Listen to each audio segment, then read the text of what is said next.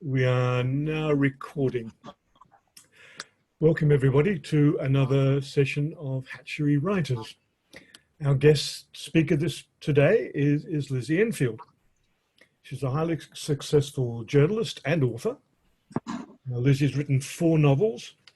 The most recent appeared under Elizabeth rather than Lizzie, and we'll talk about that later, if that's okay, as well as one non-fiction title. She also contributes to national newspapers, magazines and radio. She's had short stories broadcast on Radio 4, published in magazines and anthologies. And on top of that, Lizzie also teaches creative writing and journalism. Her books are available on Amazon, I checked, and I'm currently reading Ivy and Ave. I'm just over halfway. I'm sorry I didn't have a chance to finish it before today. Liz, the hatchery organizer, has asked me to mention that Inga Sweetman, whom I've not met, who owns City Books, is happy to offer advice to local writers on what makes your book cover stand out. And in this visual world in which we live, that could be very useful advice. Enough of me. Welcome, Lizzie Enfield, to Hatchery Writers. And would you tell us what you're talking about today?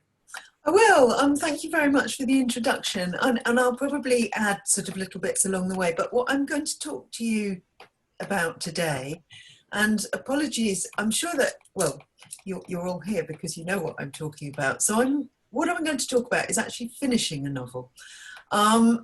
So as Stephen said, I've got 4 published novels. I've actually finished 6 novels. 1 is currently under submission, so 4 of them are published. 1 is currently with my agent being sent out to publishers, and I've finished the next draft of the 6th novel, and I'm just working on that.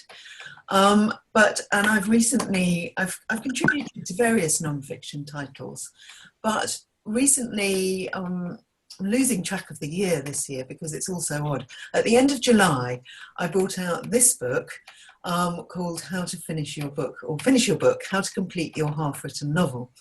And this book really came from, as Stephen said, you know, I teach creative writing. I write and I also teach creative writing.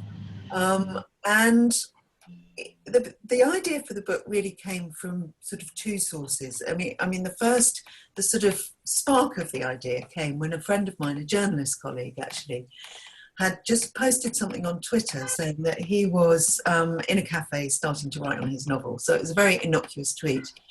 And I sort of went, good luck. And then the thread sort of went on and on and on with other, mostly journalists, kind of going, oh yeah, I started a novel. I wrote 30,000 words, or I wrote 50,000 words. I never finished it. And there seemed to be this quite common theme of, you know, I've written a novel, you know, I started a novel, but I never finished it.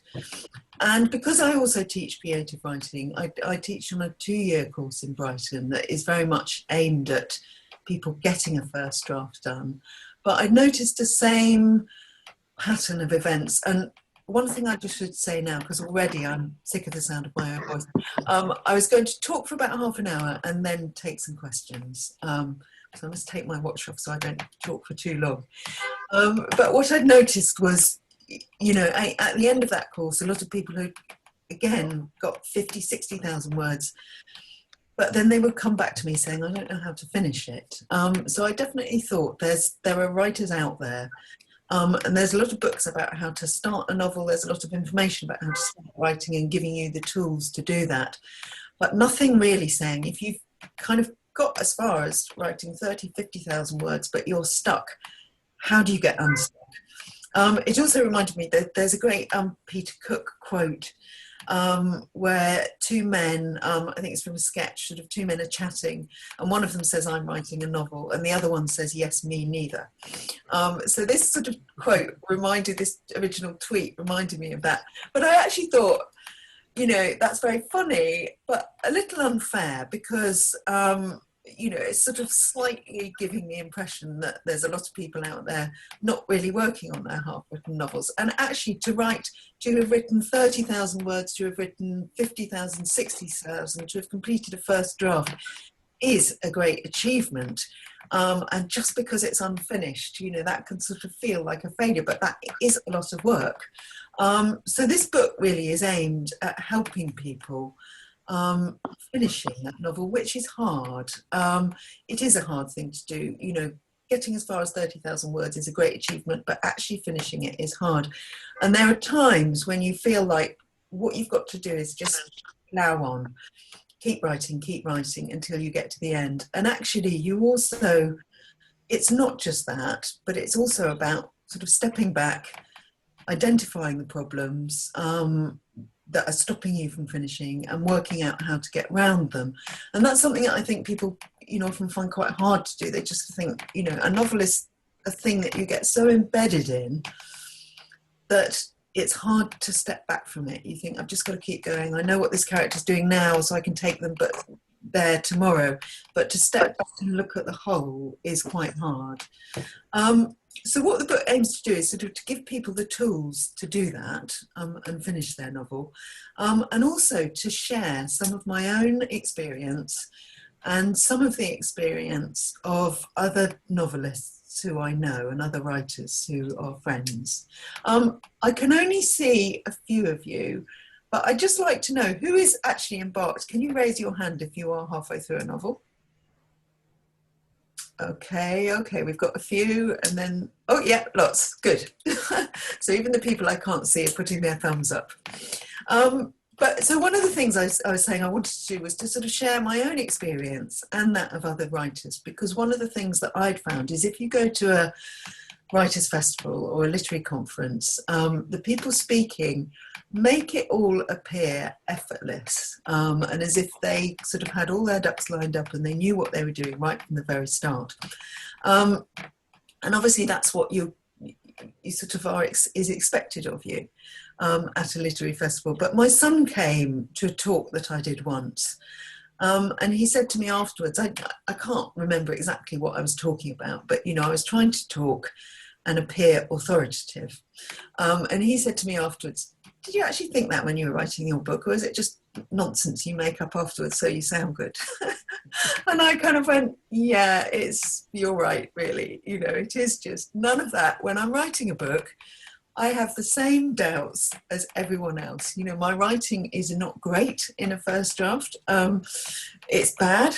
Even, you know, there are lots of points when I get stuck, when I want to give up. And I think that's a very common experience. So there are a lot of things that fellow authors have sort of come up against. And I wanted to share them as well so that, you know, people reading the book get an idea of, you know, this isn't just an author telling me what to do. This is an author admitting it's hard work. And there are a lot of other authors out there who found it hard work, but there are various things, and they've had a lot of rejection, but there are things that have happened to them or that they've discovered that have enabled them to move on. So I kind of wanted it to be encouraging. And actually, I was just having a quick look at, I try not to do this too often, but the reviews on Amazon, which have been great actually. And the word hand-holding comes up a lot. And I was really pleased with that because I kind of thought, you know, that's what I was aiming to do, was not tell people, you know, not be teacherly about it, but sort of be encouraging and share my own experiences. So one of my sort of top tips, and I'll come on to some more, for finishing a novel is to keep reminding yourself what the novel is actually about. Because I think when you start writing, you have a great idea, you think, I'm going to write about this, and then it becomes such a sort of big, sprawly thing that you almost lose track of what it was that gave you that first idea. And this is something that when you finished your novel, you need to come back to again, because agents will always sort of say, you'll have to do this thing when you're pitching it to an agent or publisher. They go, what is the book about? And they want a very concise, enticing, single sentence, really. So, for example, it's about an ambitious scientist who creates a human from body parts, and when he abandons his creation, it kills everyone in his life. Frankenstein. So they want that, this is what it is. Not, oh, it's about, a scientist and he had this idea and he'd been watching experiments where they could put electrodes in, they just want that, this is it. He creates a human and then he tries to kill everyone that he cares for. So what I often say to writers is that's really, really hard to do. And when I'm teaching a creative writing class, I always say, there's one course where I take the writers on in the second year. I always say to everyone, let's go around the table. What are you writing about?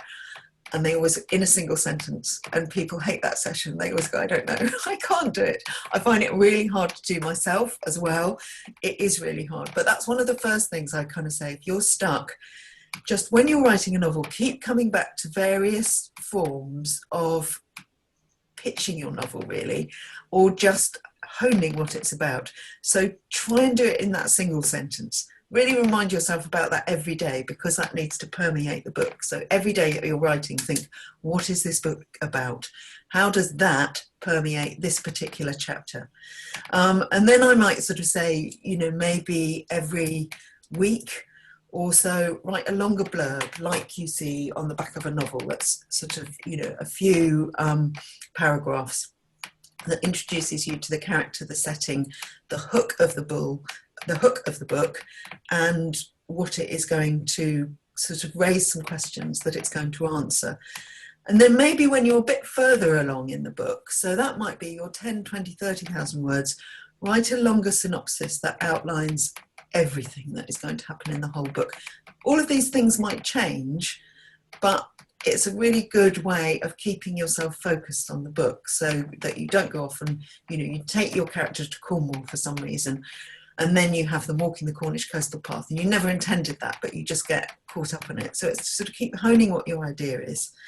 So that, I think I would say, is my sort of top tip for finishing, is just keep reminding yourself, what is this book about? I did a podcast interview about this a couple of weeks ago called The Joy of Writing, which I said to the host is a bit of an oxymoron, because sometimes it's like sweating blood. But he said, what's the most common reason for people not finishing? And I couldn't think of a most common reason, but I think I've got 3 reasons. One is confidence. 3 is sort of not quite having the tools at your disposal to know how to get on and finish. And the 3rd thing is time and space, really. So I'm just going to say a little bit about all of those things. The confidence. One of my chapters in this book is about writer's block. And I actually don't believe there is such a thing as writer's block. It's very commonly sort of thrown around. If you had to write a letter to your mother, or an essay, to hand in, or an article, as I do when I'm a journalist, I have never in any of those circumstances said, I can't do this because I've got writer's block. I might be distracted with a million other things and not very good at organising myself. But writer's block is one of these things that is applied peculiarly to creators' writing, as if it's something that only sort of great artists suffer from. And I think that really the reality of writer's block is a sort of crisis of confidence. And I think that is the main cause of it, is that people, they aren't blocked, they can't write. They just get to a stage where they think they maybe don't know what to do next, but also they think it's not very good. They haven't got their own confidence in what they've been writing, and they don't quite know how to go forward. And I had a conversation with my agent once, sort of when I was midway through a draft, and I was doing exactly that. I was going, I don't know, I've written this much, but I don't think it's very good. And he said, Lizzie, there are two types of novelists. I was Lizzie always at this stage. He said there are novelists who, think they're really good, but they're not really very good. And there are novelists who think they're no good, but they actually are quite good. And I said to him, there's a 3rd category. There's the novelists who think they're no good, and they are no good. And he went, stop it, because he was trying to boost my confidence a little bit. Forget that one. It's going to be all right. And another thing that I think sort of leads to this lack of confidence, and again, it's a bit like my literary festival analogy, people talking very confidently. But when you pick up a book from a bookshop and read it, what you see is someone's 5th, 6th, 7th draft. And they might have, done 5 or 6 or 7 drafts themselves, and then they'll have done several with an editor on board as well. So you see the absolute polished, perfected, finished, as good as it gets novel. And that is not what anybody writes for their first draft. And I gave a talk at Winchester Writers' Festival a few years ago, and it was about polishing and perfecting your finished novel. And I asked various writers that I know, could you give me an extract of one of your novels published, one of your published novels, could you give me an extract of your very first draft so that I can show the people that come to this workshop the huge gap between you, big best-selling professional, novelist's first draft and your published novel? And they all said no. And the reason that they all said no is because their first drafts were all so bad and they had all gone on to be so successful that they didn't want to sort of expose quite how bad they were. And I understand that. And in the end, I ended up having to use my own and expose myself very reluctantly, which is why I'd asked these other authors in the first place if I could have theirs. So I think that's, when you are suffering writer's block and a crisis of confidence, do not look at Hilary Mantel and go, I'm nothing like that. If you want to beg Hilary Mantel to show you her first draft of Wolf Hall, that might make you feel a whole lot better. I haven't seen it myself, but I have seen, first drafts of other novelists, and they're not what you see. It's, I sort of liken a first draft almost is the bulk of the work, but it's almost like dragging a rock from a quarry to make a sculpture, that it's that actual physical effort of dragging it there, getting it into your living room. And then the rest of the drafting is chiseling, and that makes it look nice. But you've got to remember that when you dragged it there, it was just a lump of rock. And the chiseling, I personally find it's a lot of work, but it's easier because you've done the bulk of the work. And it's much easier once you've got a first draft, even if you think it's really bad, to make it good. So you should always bear that in mind. If you've got a first draft and you think it's not good, nobody's first draft is good. The best-selling authors have written bad first drafts. And the other thing is to find support. Writing's a very lonely business. You need a writing buddy or a writer's group, which obviously you've got. Show your work to other people, get praise from them for what is good and get constructive criticism for what's not working, because it is very lonely. And also keep motivated and stick to a routine. But I'll come to that a little bit later, the sticking to a routine. Finding time to write, that's one of the other reasons people say, I haven't got the time. I'll tell you a little story, which I think I've also included in the book, and I now wish I hadn't. She was a little bit ambivalent about it, but I had a student a few years ago who, she came on an Arvon Foundation course. She hadn't written a word when she came on it. She was a neurologist in a top London hospital. She worked really long hours. And a year later, she came back and she'd written a whole novel. And she said, would you mind having a look at my novel? And I said, wow, how did you manage to write that? You've got so little time in your life and you hadn't written a word of it before you came on the course. And she said, I did what you said you did. And I thought, damn, what did I say that I did? Because I obviously haven't been doing it myself. And she said, you said, you have to write at least 500 words a day. Don't go home from work. Don't settle down for the evening until you've written your 500 words. And so that's what I did. I left the hospital and I went and I sat in Starbucks and I wrote 500 words and I didn't go home. And she said most days that was half an hour when I was half an hour late for my family. But to be honest, I was working such long days anyway, that half hour didn't make much difference. But what I would say as well, because I think what often overwhelms people is your peers going, I wrote 10,000 words this week, and then you think, oh, God, I didn't. Set yourself a goal which is manageable. So it could be 500 words, it could be 250 words a day, it could be 100 words a day, or it could be that you have no time during the week, but you have 4 hours on Saturday, and you're going to write 1,000 words every Saturday. So set yourself a goal that is manageable for you. and find somewhere where you can go. And that's the other thing about finding sort of space, because a lot of people say, there's nowhere I can write, I've got 3 children. I'm just going to turn myself around a little bit where the light I'll get darker. I don't know if you can see the piano behind me. So this is my office, which is just in the living room. I wrote my first 4 novels. I've got 3 children. My youngest has just left home. So this now is an office with nothing else going on. But for a lot of the time, my eldest daughter plays the trumpet. My middle daughter plays the guitar. My younger son plays the piano, and that's just there. And the TV and the Xbox and everything is over there. So I don't really have a space to write, but I would get up early and write here. I'm just going to read you a little extract, because I just sort of recently managed to unearth it.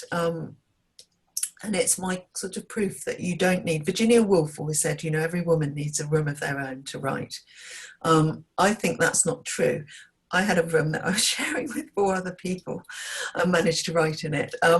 But my sort of Virginia Woolf, strangely, my grandmother on my father's side wrote a biography of Louise Collet, who was Flaubert's mistress and inspiration for Madame Bovary. And she knew the Woolfs slightly. And I've just managed to unearth this extract from Virginia Woolf's sort of extended diaries, when she was extraordinarily rude about my grandmother. And she says, I never talked to Mrs. Enfield about her book, though she accosted me in the club for that purpose. She doesn't praise my writing. She imitates Lytton, and she doesn't know the art of reading. Never, for goodness sake, set yourself to read Balzac through and talk about it. If you must do these athletics, do them in the bathroom. Somehow the connection between life and literature must be made by women, and they seldom do it right. There was Enfield stalking me in the London Library and mincing out highly intelligent remarks beneath the horses' noses about seeing things like God and setting the cap on. And I'd so much rather she just talked about her cat, her cook, or her weekly bills. But of course, she didn't praise me. And she marries the dullest man in London, my grandfather, my lovely, delightful grandfather. And they travel in Italy. And in a subsequent extract, she wrote that the Enfields were coming round for tea or something, and that she'd rather be dead in a ditch than have tea with this extremely tedious couple. So I kind of think we can discount what Virginia Woolf has to say. But as long as you can find yourself a little space in a cafe or somewhere and write, whatever amount you want to write. The sort of best thing about finishing is just to keep going. And I know that everybody can't write every day. But even if you sort of go, Saturday morning is my time, Friday afternoon, whatever it is, that helps you sort of build up a word count and keep going. But so down to the nitty gritty and the mechanics. And this is what I think is actually, the biggest thing. People know how to write. Everybody knows how to write. It's not a mystery. When you start writing, you learn about the basics like character creation, dialogue, setting, a little bit of plotting. But when you've written a third of the way through a book, or, 3/4 of the way, it's sort of other things which start to cause you problems. And that is what I call the mechanics. And it's almost like, writing is, to use a mechanical analogy, writing's a journey. And if you're going to drive from Brighton to Edinburgh, you might have AA membership, but if you don't, you need to know a little bit about the mechanics.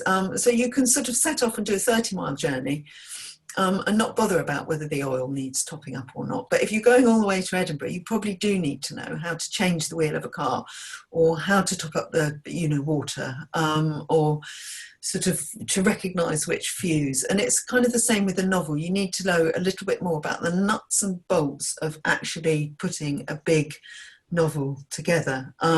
So the sort of things that I say then is, you can also start writing without doing much plotting. I think you can write the first third of a novel quite easily without doing much plotting. At that point, you definitely need to start trying to plot at least some of the major plot points, and put them into it. And, some people don't like, if you're writing a sort of twisty crime novel, you probably need to plot it a lot more tightly than that. But the other thing that I would say, again, it's a bit like the first draft, is when you read a finished book, they always appear very tightly plotted. That's not necessarily the case. There's quite a lot of stuff which is called reverse plotting, which is when you've actually written the novel, it doesn't all tie up, and you go back and you put in the things that you need to do. So don't, again, sort of be, you need to do a little bit of plotting, but if you're reading a very tightly plotted book, don't sort of think, oh God, I haven't got any of that. Chances are the author didn't have any of that either.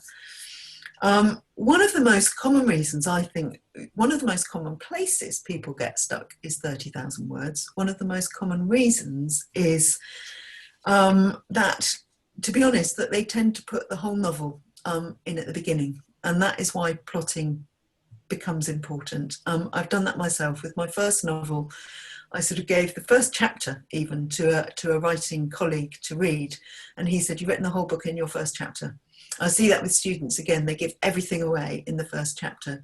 So a lot of it is about learning to, none of that writing is wasted, but it's learning to sort of unpack your novel slowly and plot it so that it sustains the entire novel and you haven't just given it all away in the first 30,000 words. Somebody said to me the best tip that I ever gave them, so I'll give it to you, it might not be the best tip, was to think of the beginning, the middle, and the end as separate entities. And this is something that I do when I'm writing. I write the beginning and then I start a separate file for the middle, because the middle can sometimes just become a muddle. And actually having it as a separate, the middle of a novel, if you took out the middle of a novel, any novel, you could probably read it without reading the rest either side. It would probably be a satisfying read. And that's what you need to do. And I think it really helps psychologically to think, I'm not just carrying on from what I've done before, but in this section of the novel, you meet these characters who I've created and I've built up, and they've become quite real and alive on the page. You're meeting them at this moment. So start the middle with an inciting incident. Sorry, my phone is making a noise. I must switch it off. I thought I had. Start the middle with an inciting incident, move it onto a sort of turning point and think, that this middle I'm writing is a sort of rip-roaring read in itself. The end does have a bit more of a sort of closing down movement to it, but it often begins on a note of high tension and then sort of builds towards the resolution. But I still think for me that is the most helpful thing that I find when I'm writing, is to stop thinking of it as a whole, because that, is just, it's sort of, you find yourself drowning, and to think of it as three separate halves. And then when you've written the first 30,000 words, you're not just a third of the way. You've written the first, you've written the beginning of your novel, tick, achieved, go out, have a drink, celebrate, I've finished the beginning of my novel. And then if you've written 60,000 words, you've written the beginning and the middle of your novel. Again, go out and have a drink and then finish it and then have a big drink. So just a couple more things. I'm looking at my watch now. On the sort of issue of keeping motivated, I think that very often, again, it's you sort of get lost, or I certainly do. I started with this great idea.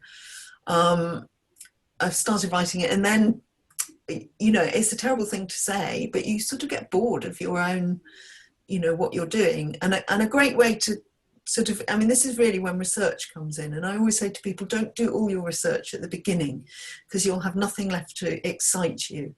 But sort of start reading around the subject. If you really get stuck, start reading other books in similar genres, or go and see plays. Well, in the days when we could go and see plays, to look at the dialogue, but just sort of, do research and start living a bit and think of ways that will, so walk away from it really, allow it to sort of seep into your own writing.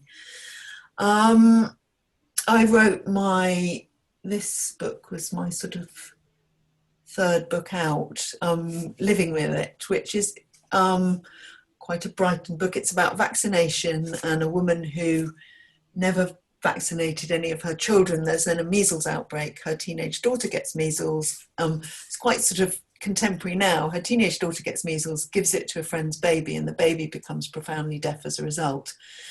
When I was writing that, I watched a documentary. I had, you know, one of the parents were thinking about giving her a cochlear implant. I watched a documentary about cochlear implants, and it gave me a whole new understanding of deafness, of what you would hear if you got it, and it really just helped me breathe new life into the book. I thought I'd done all my research, but I hadn't. And some of the people sort of, you know, that were on that documentary, then I sort of thought, oh, I'm going to make that character more like them. They're very inspiring. So my final thing is fear of finishing. And I think that sort of sounds slightly ridiculous, but I had a student who was writing a really good novel. She'd made great progress over a 2-year course. And she came to me after the course. She sort of emailed me and said, I'm wondering if you can mentor me. You know, I'm working on this novel. I'm wondering if you can mentor me. And I thought, oh, great, she must have finished that novel. I really look forward to sort of seeing how it looks when in this final finished draft. And then she sent me something completely different.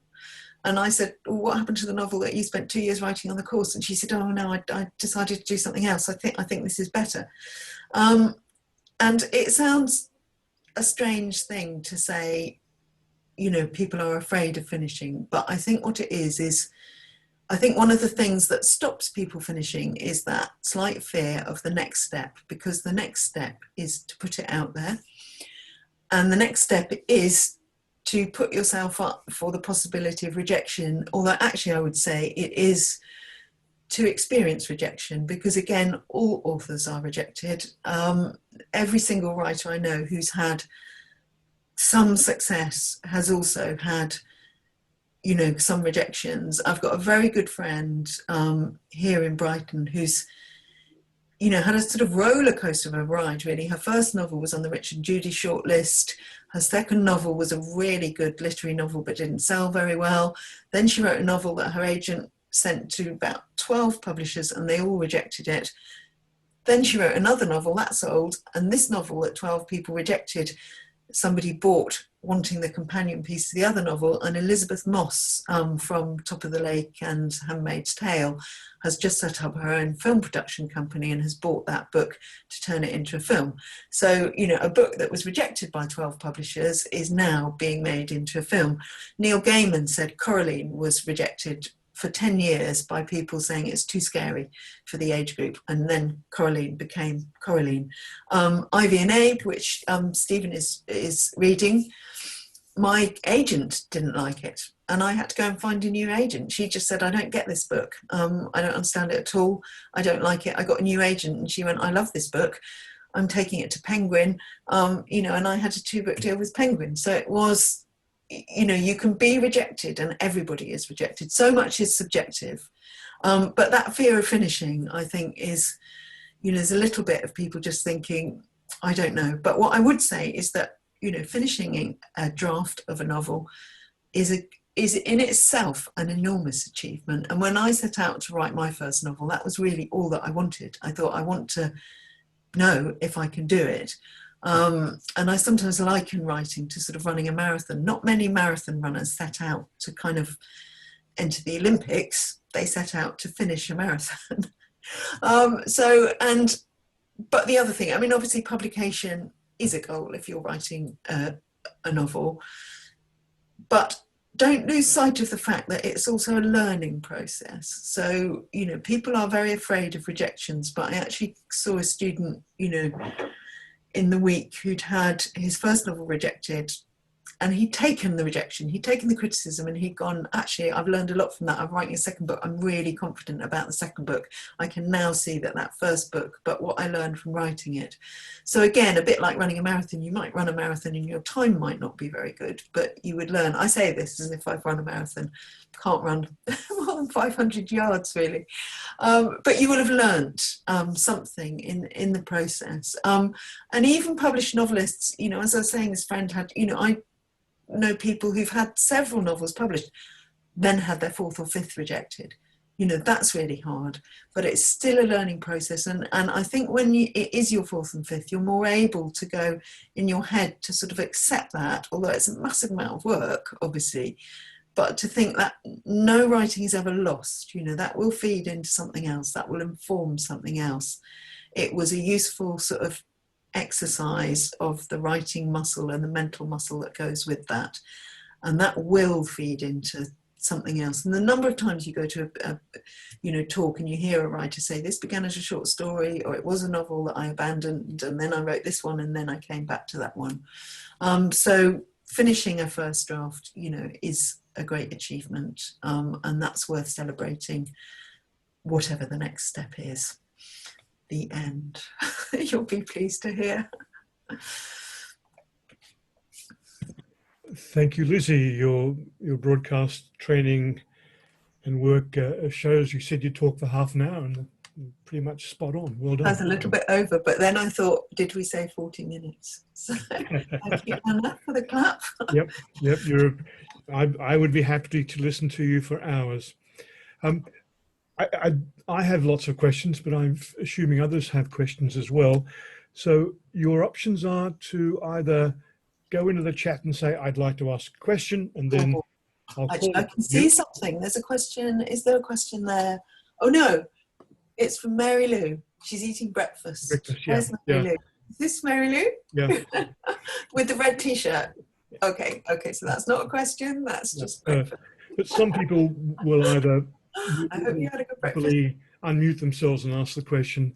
Others prefer not to be on camera, so they'll feel free to put the question into chat, and I'll ask it for you if you like.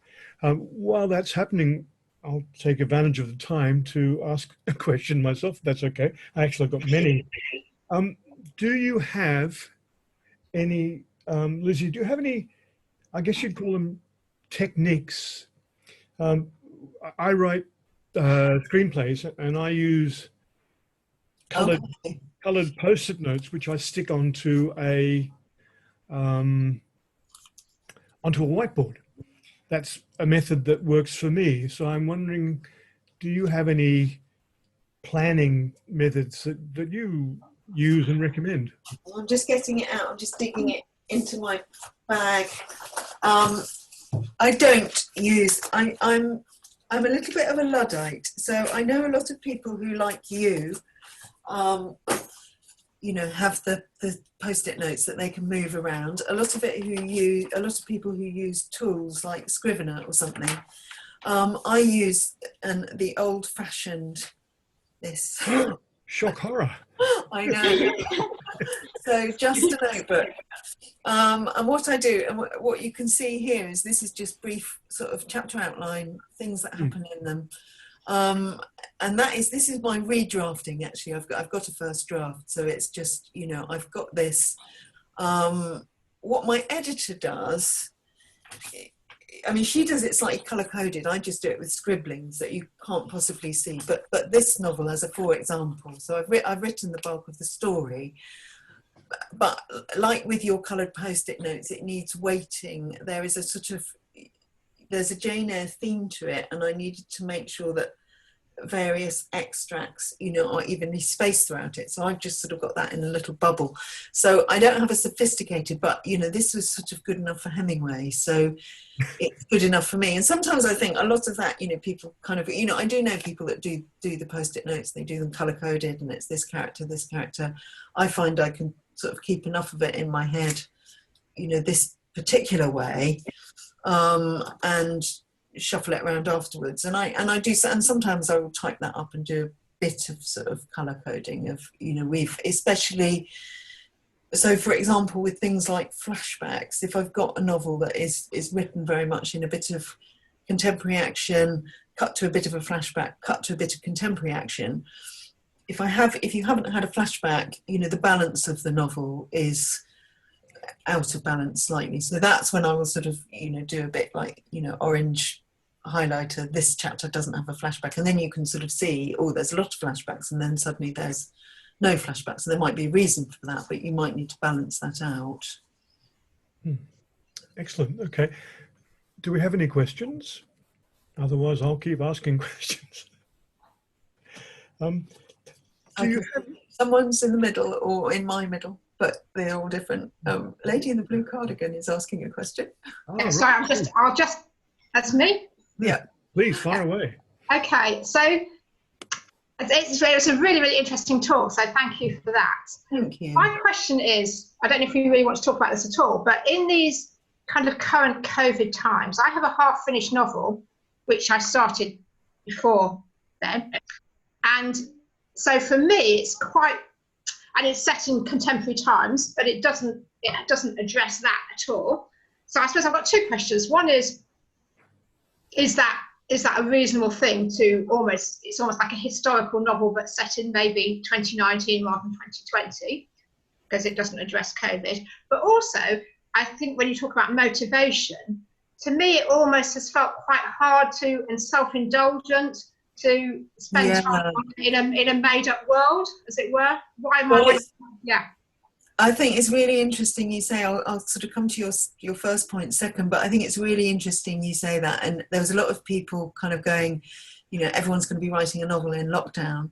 I found it really hard to write my novel in lockdown. I think the psychological space, so when I talk about finding space, it is sometimes that mental space. It just felt like, you know, the world has gone mad. It feels a bit, you know, trite to be writing about, you know, anything sort of that is not to do with it.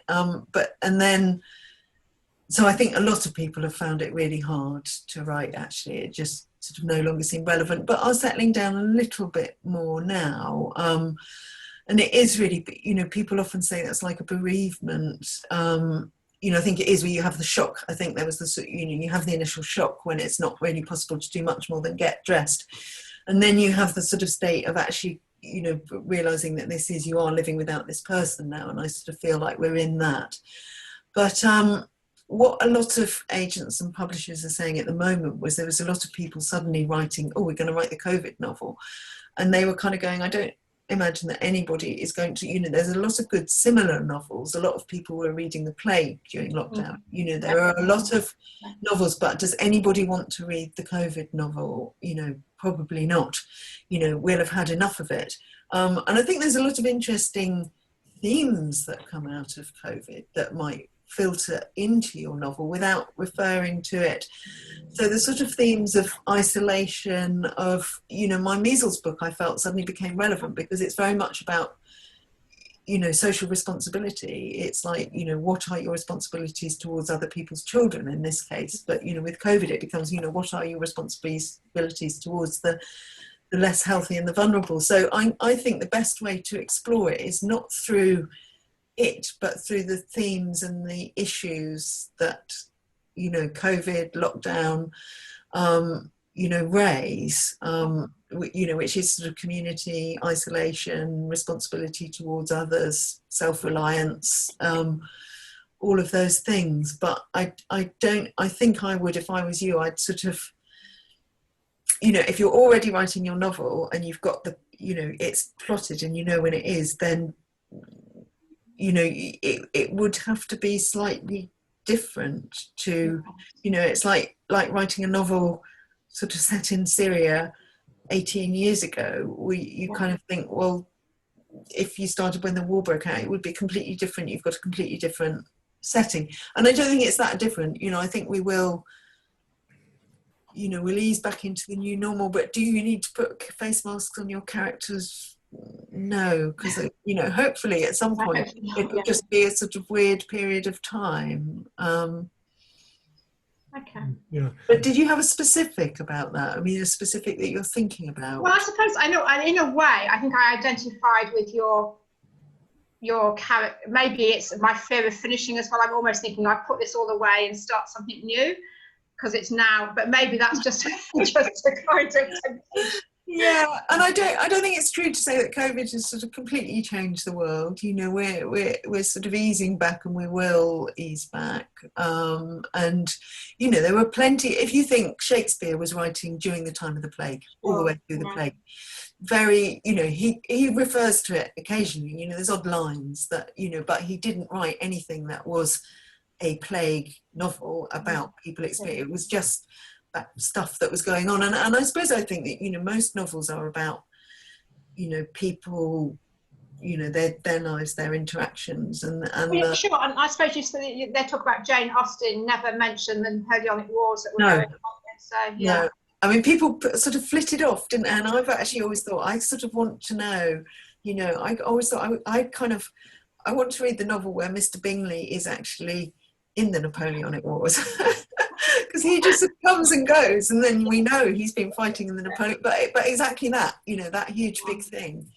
Also Birdcage Walk by, actually it does mention the French Revolution quite a lot, but so forget that novel.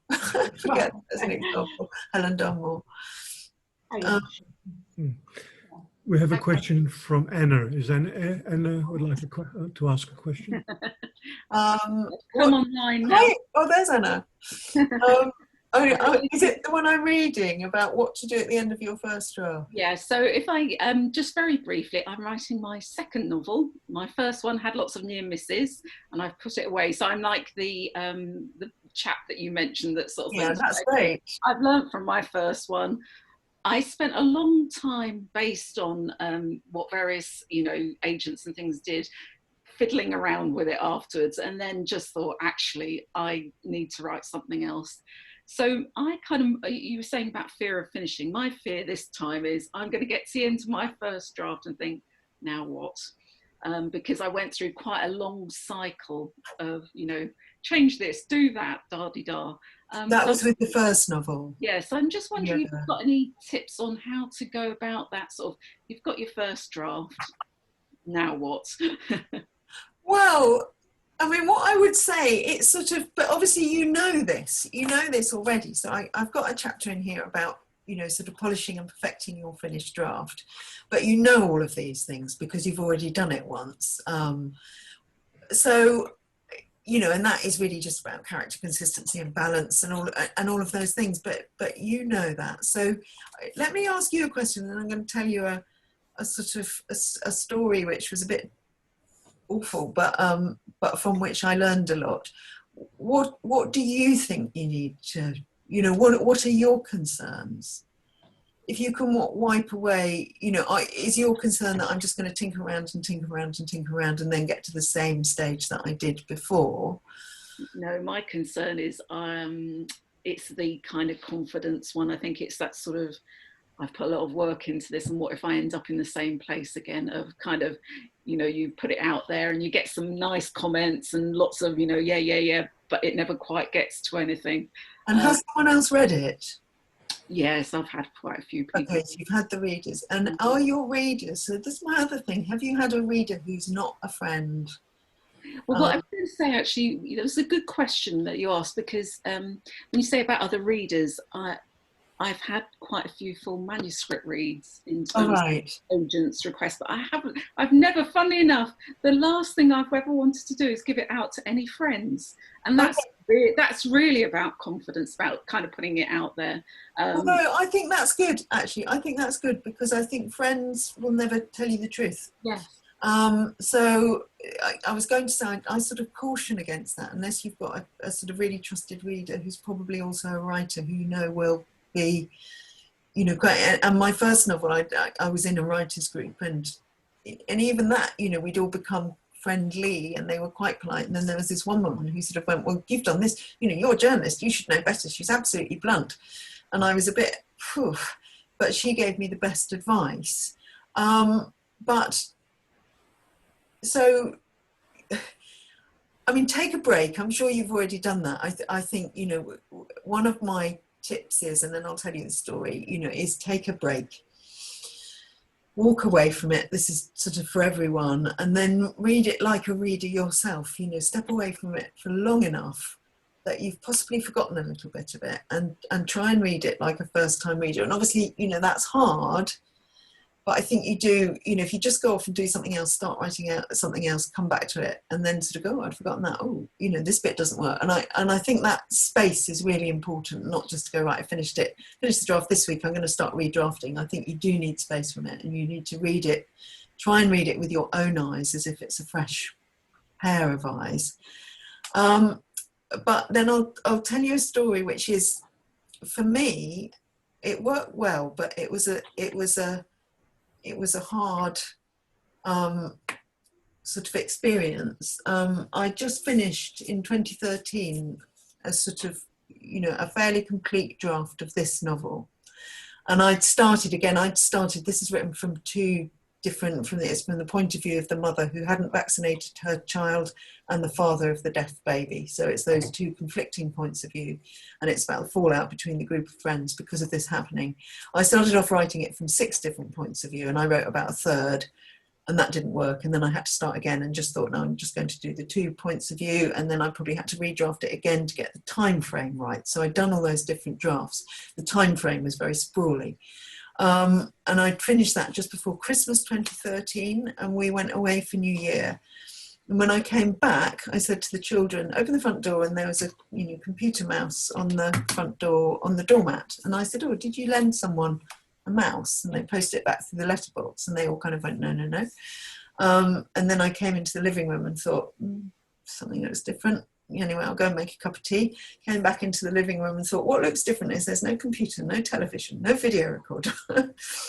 Went upstairs and thought, what looks different about my bedroom is that all the drawers are open and there's no laptop. And I had backed that draft up on memory sticks, but the memory sticks were in the computer and the laptop that was stolen. So I lost the whole thing. What I then did was really quickly, I mean, I cried for a bit. And actually the first thing I had to rewrite was a column that I used to write, a column for the Oldie magazine, and that had gone as well, and that had to be sort of filed by New Year's Day, so I had to rewrite that quickly. So I rewrote that, sort of saying that, and I sort of found various stories of various authors who'd lost whole manuscripts, especially in the old days before computer, like T. Lawrence lost the 7 Pillars of Wisdom on a train. Hemingway's wife, I think, one of his wives left a manuscript on a train. There was this other guy I discovered who'd spent 22 years writing a Latin dictionary. His wife got so fed up that she burned it, and he then started writing again for another 22 years. So there was a lot of starting again, but what this forced me to do was start again. And the first thing that I did was just really try to remember what was there. So without having the manuscript to refer to, I did an outline. I was sort of thinking that chapter, and I did a brief outline, and that I found actually a really useful exercise. And I say that to people now. I said, try not to look at your novel, because having it there, and obviously I learnt the hard way, but what I did feel is that the final novel was much better for not having been able to cut and paste at all. I had to rewrite the whole thing from scratch. Obviously that's very dramatic, but there's a sort of halfway, and I was saying to people afterwards, this novel was much better, so what I'm going to do is start a manuscript stealing service where you tell me where you live and I'll break in and I'll steal your manuscript, and then you have to start again. But I think there's a kind of halfway tip in that, which is obviously you don't want to do that, but it is to walk away from it and to do the synopsis. So rather than to write the whole book again, to write the synopsis without referring to what you've written at all. And that's much easier to read with your own fresh eyes. And then to look at the synopsis and sort of think, okay, what else did I have?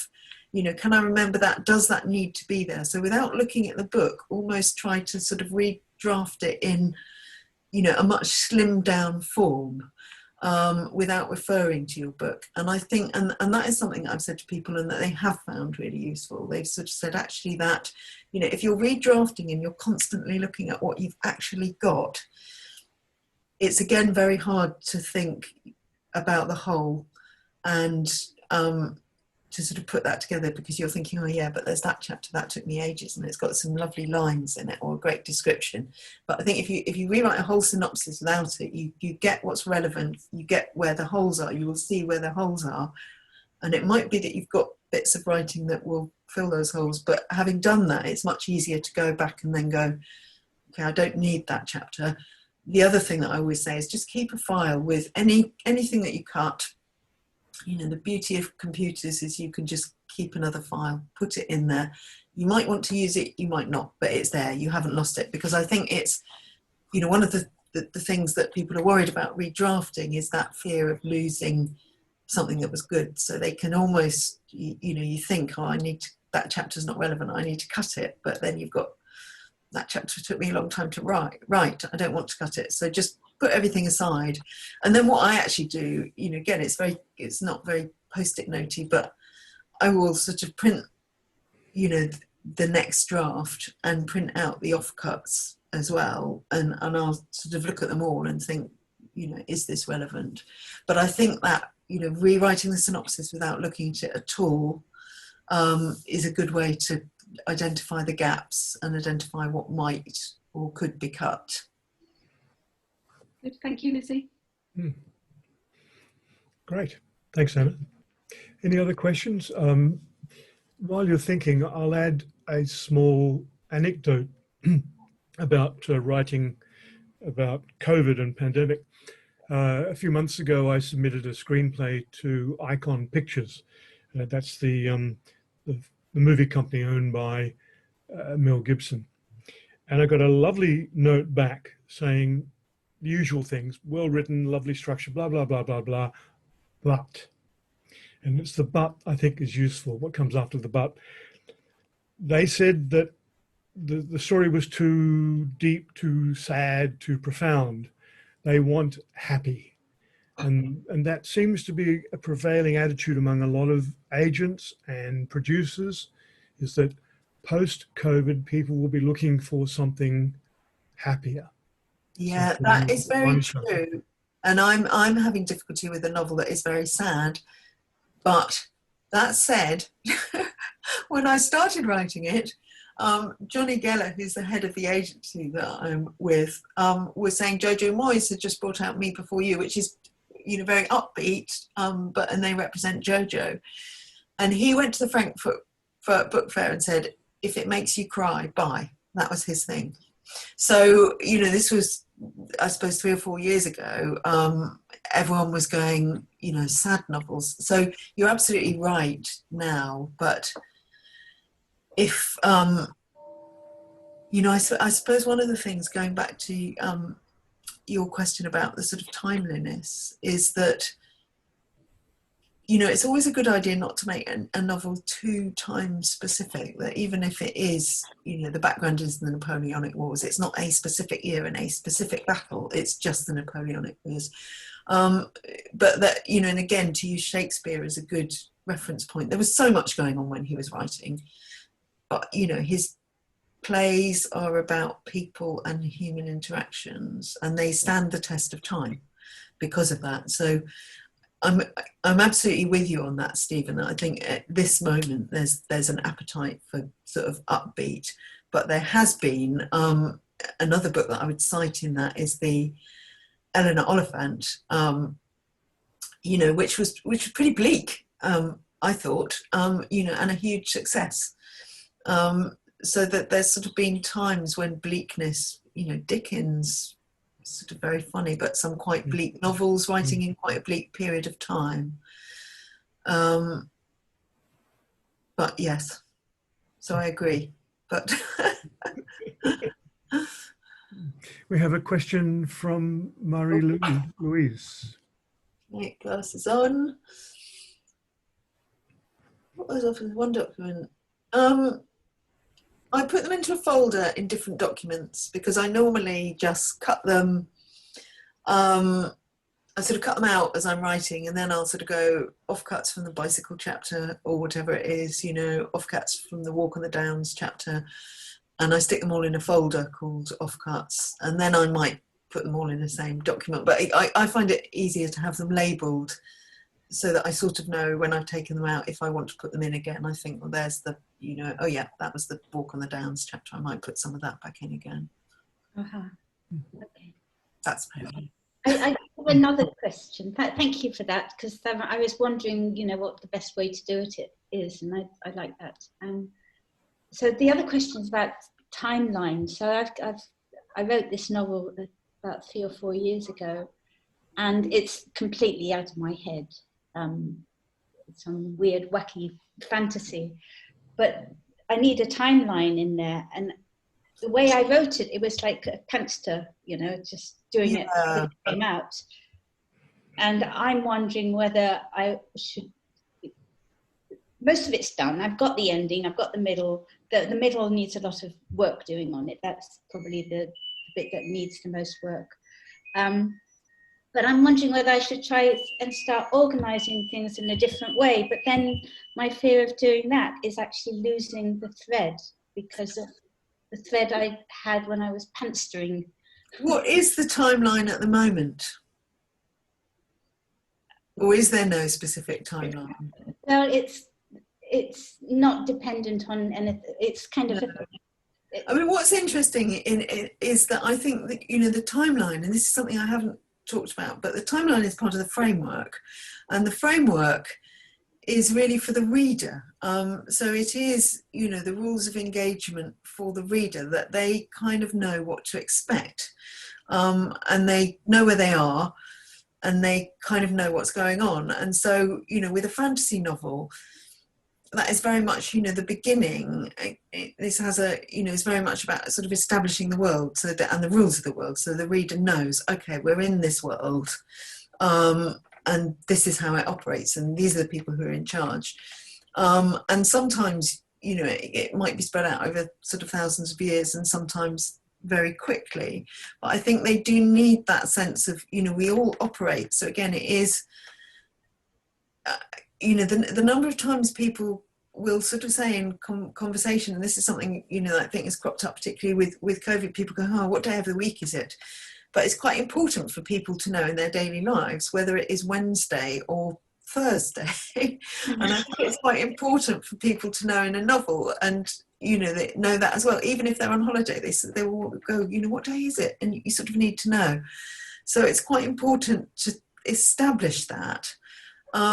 And there are two things really, that, you know, you can have huge gaps between, you know, you can sort of say all of this happened, you know, when the protagonist was a child, leap forward 30 years or something, or backwards. You know, I can start with Ivy and Abe, which Stephen's reading is sort of told over a lifetime in reverse.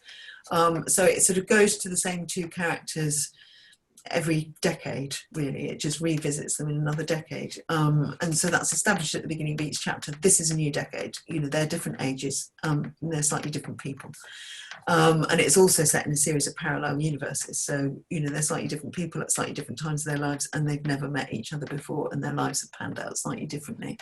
But that just works. So the framework that I talk about is the way that you say to the reader, we are now 10 years later, or we are now 10 years earlier. With living with it, you know, that was sort of all the action was in quite a short space of time, but I hadn't really specified what that was. And my editor said to me, you know, is this going to be over a week? Is it going to be over a month? Is it going to be over 3 months, a summer?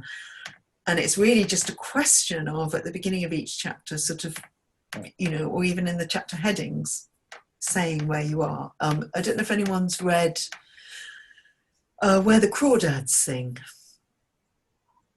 Yes, yeah, Where the Crawdads Sing, which is a huge sort of, I mean, I'm not even sure the timeline is about 50 years, would you say? It's not quite clear what age she is.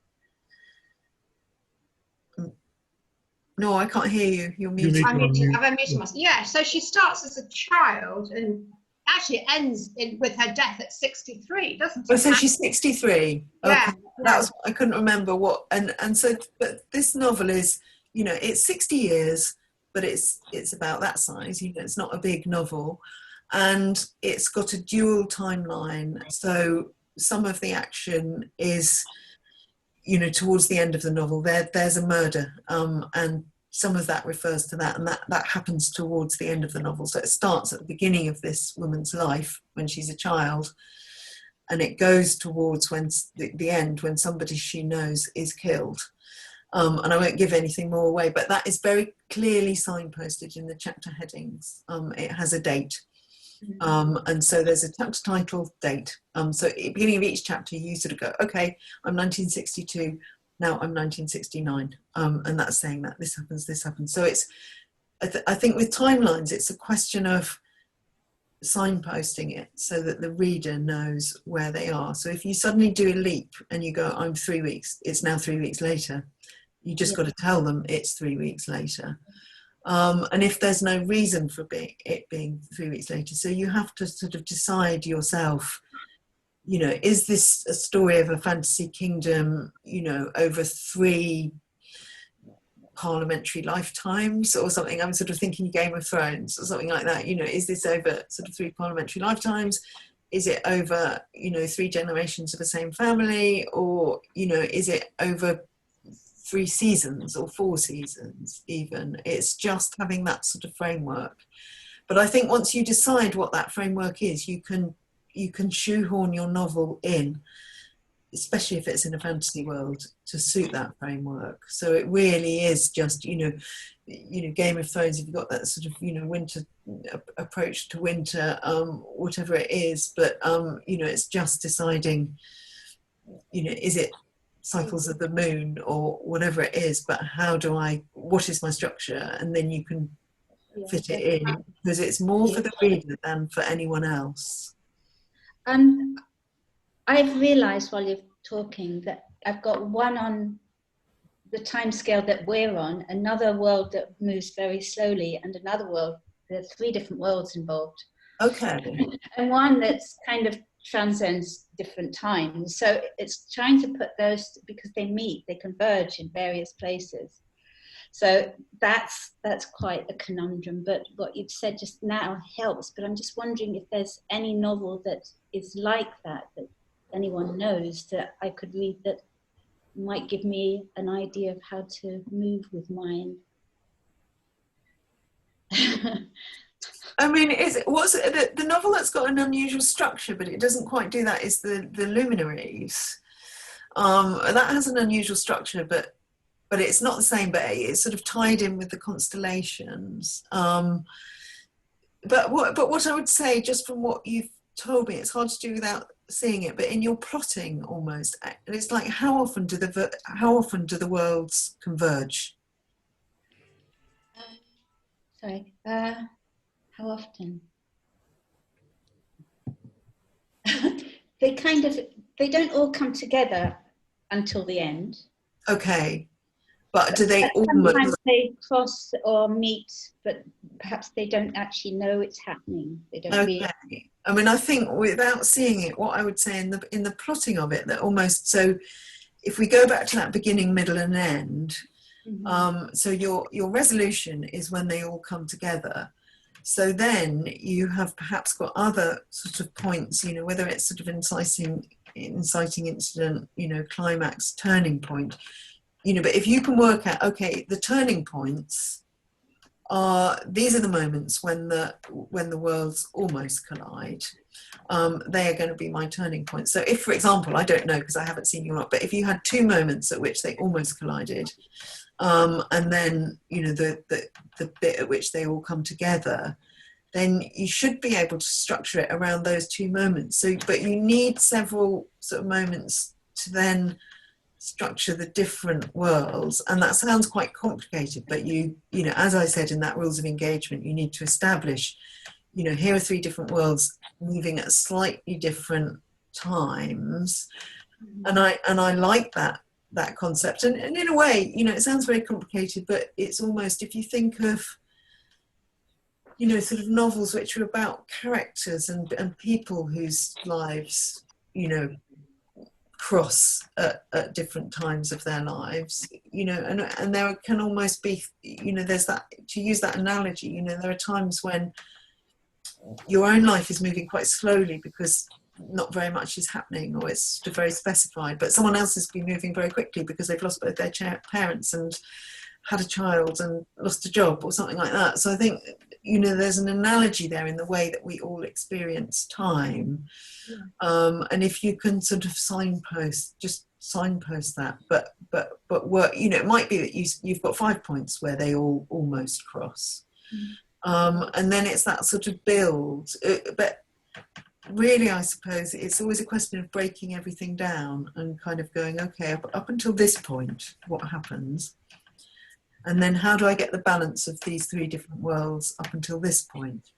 And then I've got another point that's significant. Up until that, what happens? How do I get the balance? Maybe that balance is different. Maybe one world takes a greater weight in this next section than it did in the previous section. So it's just a little bit of plotting that out and then sort of making it all work for you.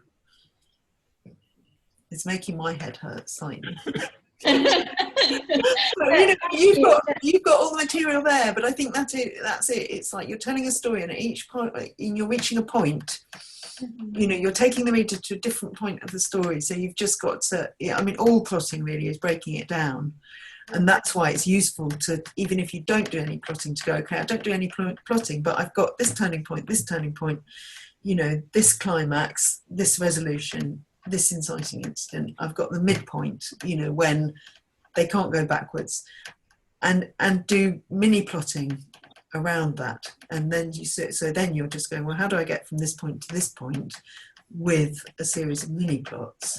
And if you've got 2 different time frames or 3 different time frames, it's balancing those, within it. It's sort of going, okay, well, I've got to have a bit of this and a bit of that and a bit of that to get me to that point, not just say too much of one, but obviously they can all be weighted differently. It might be that our world in our time frame is your main world, and the other ones, are peripheral and you give less time to them, less pages, less chapters.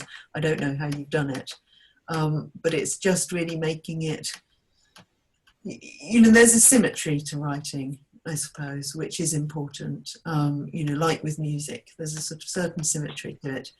And when you write, you tend not to think about symmetry, you're just thinking about stuff. So it's that sort of reverse plotting where you're imposing a little bit of the symmetry that wasn't there to begin with. I think I can finish it now. I didn't realise exactly why I couldn't move forwards with it, and I think it's all to do with this, this crossing over time and everything. So, yeah, oh, good. Yeah. Oh well. Thank you. It's helped a lot. So achieved something today then. Yeah, I think I'm going to mind mapping them so that I can, for each section. So I have. Well, I hope you do. Yeah, if anyone finishes their novel, please let me know.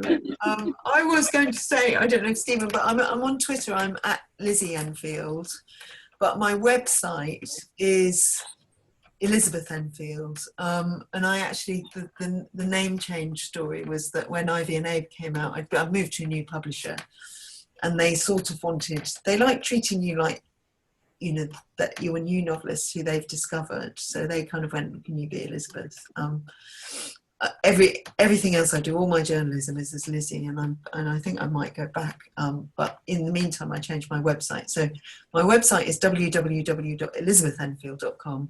I'm on Twitter at Lizzie Enfield. So I'd love to know how you get on, Anna. So please do let me know. Do we have any other questions? I have one, if I may. And this is to Lizzie, but if people want to comment, please do. Do you have any incentives, or let's call them bribes, to yourself to write?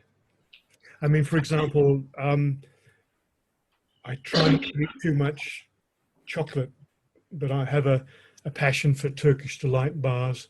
So sometimes when I'm struggling, I promise myself, when you get to 1,000 words, you can have a Turkish delight bar. Does anybody have any other methods like this? Everyone else go first. No, I'm not saying I have a Turkish delight bar every day or every hour, but they can be useful. So I don't do that, but if I'm really, really struggling, I just do, this is not just for writing, all sorts of things. I just say, you can do it for 20 minutes. I put a timer on my phone for 20 minutes and just write, hopefully, without editing or anything. So I think that's a really good tip. I do 40 minutes because somebody said, that's the maximum time that you can write productively for.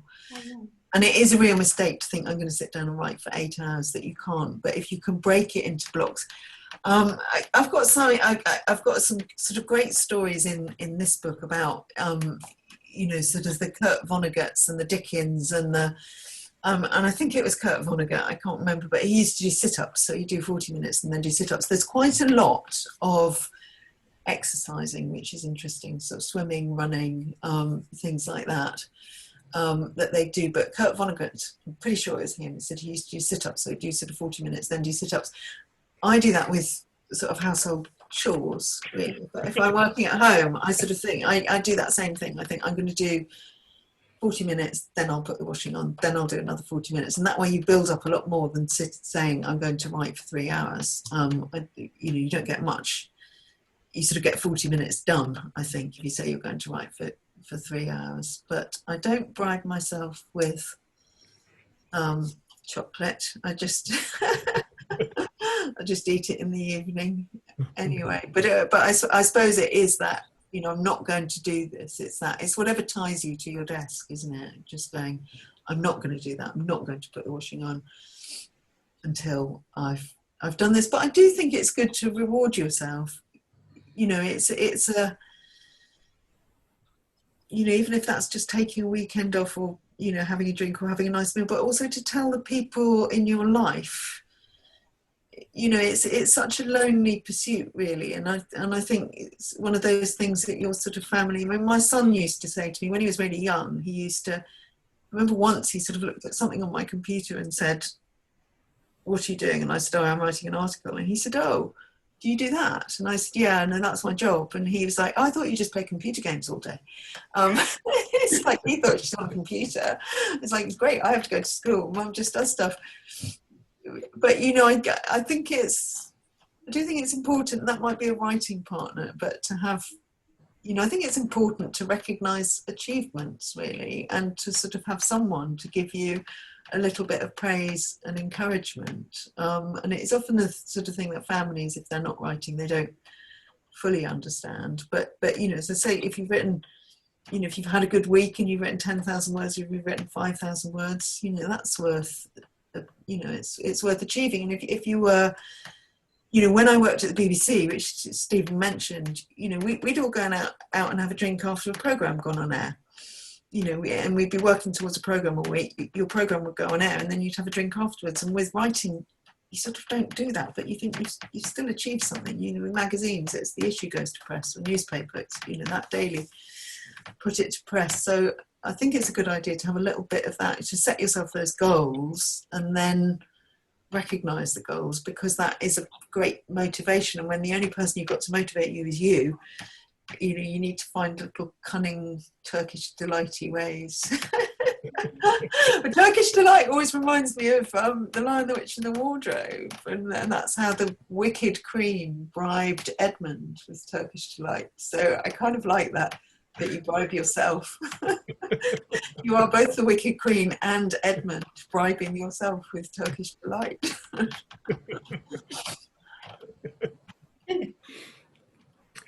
I'm reminded of, somebody mentioned Hemingway earlier, I'm reminded of one method he used, not about bribing, but he always knew what he was going to start with the next day. Yeah, that is another really good tip. And sometimes, I don't always do this, but I know someone who writes the first sentence of the next chapter. So if the sort of day's writing is getting a chapter done, they then always write the first sentence and go away thinking about that. And actually what I do is, I don't write it, but, and this is also very important in terms of time, I think, is thinking time. And it's very easy for people, you know, you sit down at your screen, if you haven't thought about what you're going to write, you can't write, and that's when you've got nothing to write. And it's very easy for people that aren't writers to sort of catch you and think you're swimming or walking or staring out the window and not working. And that is part of the working process. And for me, I write best first thing in the morning, but my thinking time is last thing at night. And this really started when my routine started when my children were little, and I got up early to write before they got up, especially with my first novel. But my thinking time was having a bath last thing at night, because it was the one place where nobody could get to me. I could like go in the bath, lock the door, no one could get to me. And then I would think about what I was going to write. And I still do that, really. And I find that works, because it's sort of, you know, something permeates while you're asleep. It's a bit like you sort of compost. Someone else uses this analogy that you've thrown a seed on the compost and then it's sort of quietly composting overnight, and then it germinates in the morning. But that thinking time is, you know, something that very often people, you know, they don't make space for, and that's when you start beating yourself up because you sit down at a screen and then you're blocked because you haven't thought about it. So yeah.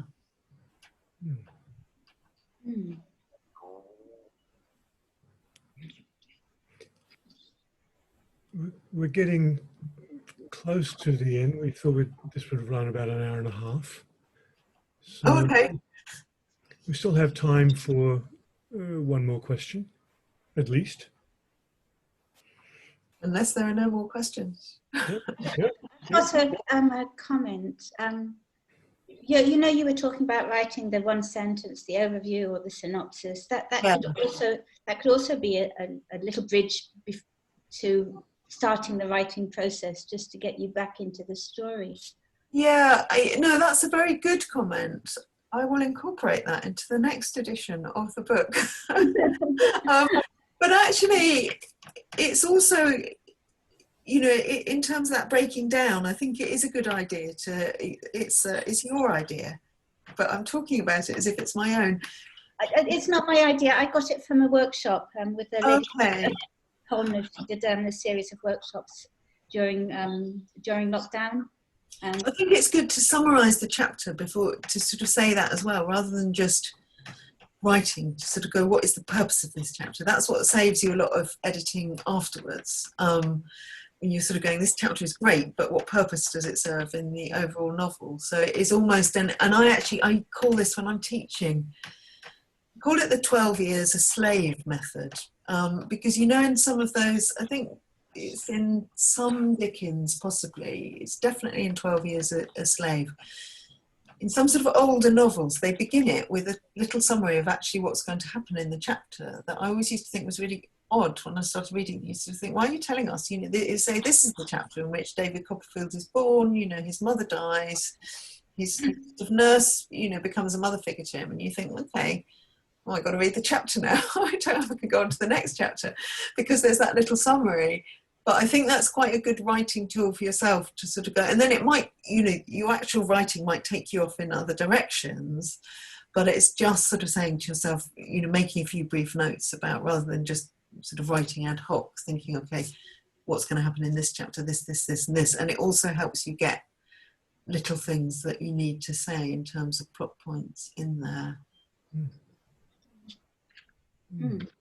So good point, good tip. Lizzie, I'm not a great admirer of Amazon. I'm trying to buy fewer things from them.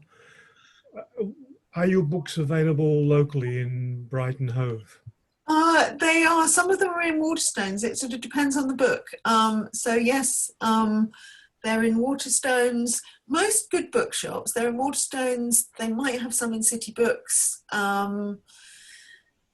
I don't think that, I mean, Smith's doesn't stock very much anymore. They used to. The thing about bookshops is that they, you know, they rarely stock a book. So I think Ivy and Abe is still, and Living With It might still be in Waterstones.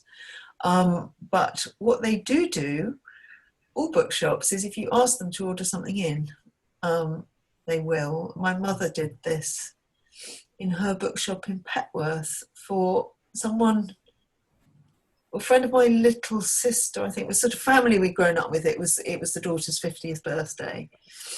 And my mum had, you know, they were having some sort of gathering, she'd been invited, and she said, my mum doesn't really do praise. This is where this anecdote's in. She thinks the worst thing you could possibly do is blow your own children's trumpet, so she almost does the opposite. And she went into the bookshop and she told this story at a sort of Christmas dinner when everyone, whole family, all my children, everyone was seated around.